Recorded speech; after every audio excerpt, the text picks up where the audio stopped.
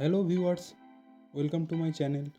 তো আজকের ভিডিওতে আমরা কথা বলবো যে এলএলবি কিংবা বিএ এলএলবি কোর্সটা পড়ার পরে আপনার কি এলএলএম করা উচিত, অর্থাৎ লতে গ্র্যাজুয়েশন করার পর কি আপনার মাস্টার ডিগ্রি ইন ল এটা নিয়ে ভাবা উচিত। তো আজকের ভিডিওটাতে আমরা এলএলএম অর্থাৎ মাস্টার্স অফ লেজিসলেটিভ ল এই কোর্সটার অ্যাডভান্টেজ এবং ডিসঅ্যাডভান্টেজগুলো বলবো। আর এই ভিডিওটা দেখে আপনি নিজেই বুঝে যাবেন যে আপনার এলএলএম করা উচিত কি উচিত নয়। তো ফার্স্টেই আমরা অ্যাডভান্টেজগুলো নিয়ে কথা বলবো।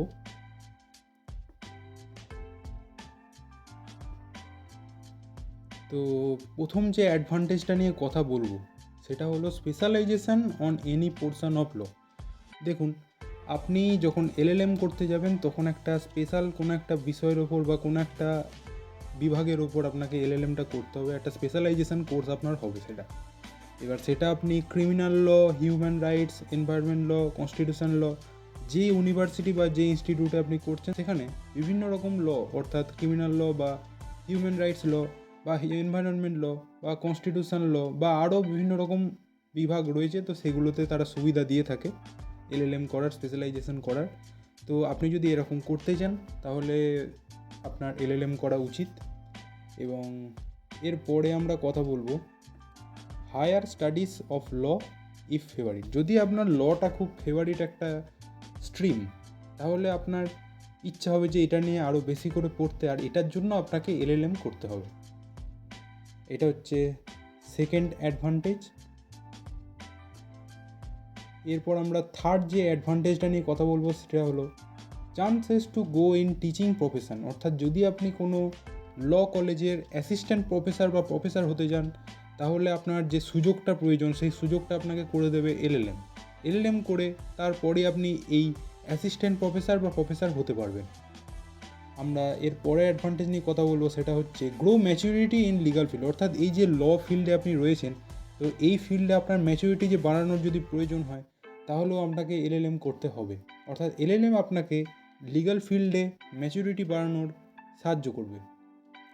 এরপর হচ্ছে chances to take class junior LLB আর বিএ এলএলবি স্টুডেন্ট। অর্থাৎ যদি আপনি ইচ্ছা করেন যে আপনি যে ইনস্টিটিউটে পড়ছেন সেই ইনস্টিটিউটের যে ল স্টুডেন্ট অর্থাৎ যারা গ্র্যাজুয়েশনের স্টুডেন্ট তাদেরকে আপনি পড়াতে চান, তাহলে আপনার যে সুযোগটা দরকার সেই সুযোগটা হচ্ছে এলএলএম। অর্থাৎ এলএলএম করাকালীন আপনাকে এলএলবি বা বিএলএলবি স্টুডেন্টদের ক্লাস নেওয়ার সুযোগ দেওয়া হয়।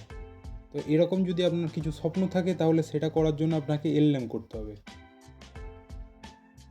এরপরে আমরা কথা বলবো যে chances of campusing and get job. অর্থাৎ যদি আপনার মনে হয় যে আপনার কোর্টে প্র্যাকটিস করতে ভাল লাগে না, আপনার কর্পোরেট সেক্টরে যাওয়া দরকার, তাহলে আপনাকে এলএলএম করতে হবে। কিছু কিছু ইনস্টিটিউট আছে, সব ইনস্টিটিউট নয়, বিশেষ করে যেগুলো বেসরকারি প্রাইভেট ইনস্টিটিউট সেইগুলোতে এটা হয় যে আপনি এলএলএম করার পর ক্যাম্পাসিংয়ের সুযোগ পাবেন, এবার যেটার মাধ্যমে আপনি জব, কর্পোরেট সেক্টরের যে জব বা আরও বিভিন্ন রকম জব আপনি পেয়ে যাবেন।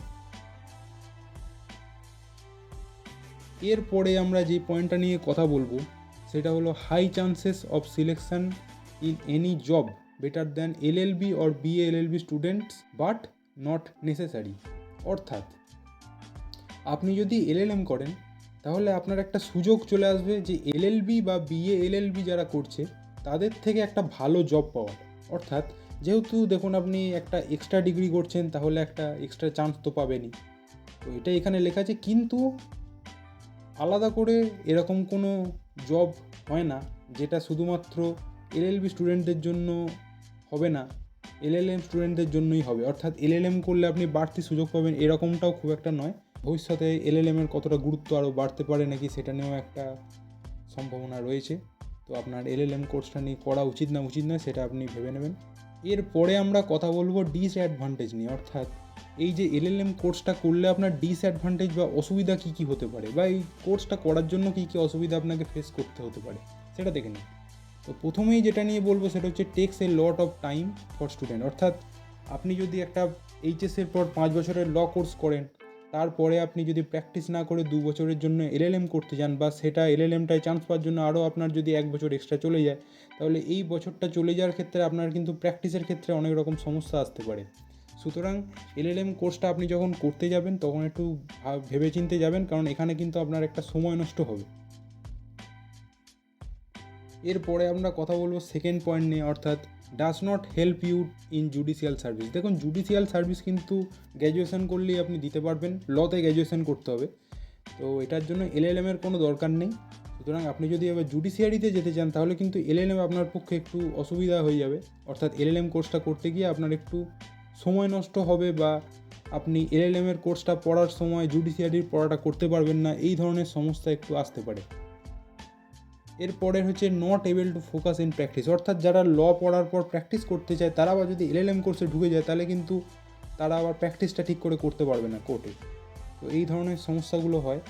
এরপরে আমরা কথা বলবো 4 নম্বর পয়েন্ট নিয়ে, not mandatory in any legal field job except teaching profession, অর্থাৎ এলএলএমটা করার পর আপনি আলাদা করে কিন্তু কোনো সুবিধা পাবেন না লিগাল জবগুলো, যে ল রিলেটেড যে জবগুলো সেগুলো করার ক্ষেত্রে, এক্সেপ্ট টিচিং প্রফেশন। অর্থাৎ আপনি যদি টিচিং প্রফেশনে আসতে চান তাহলে আপনাকে এলএলএমটা করতে হবে, কিন্তু অন্য কোনো যে ল রিলেটেড যে জব সেগুলোর ক্ষেত্রে কিন্তু এলএলএম ম্যান্ডেটরি এখনও অবধি করে দেওয়া হয়নি। তো এই ছিল আজকের ভিডিও। এবার আপনি নিজেই বুঝে নিন যে এলএলএম আপনার করা উচিত না উচিত নয়। আজকের ভিডিও এই পর্যন্তই। Thank you.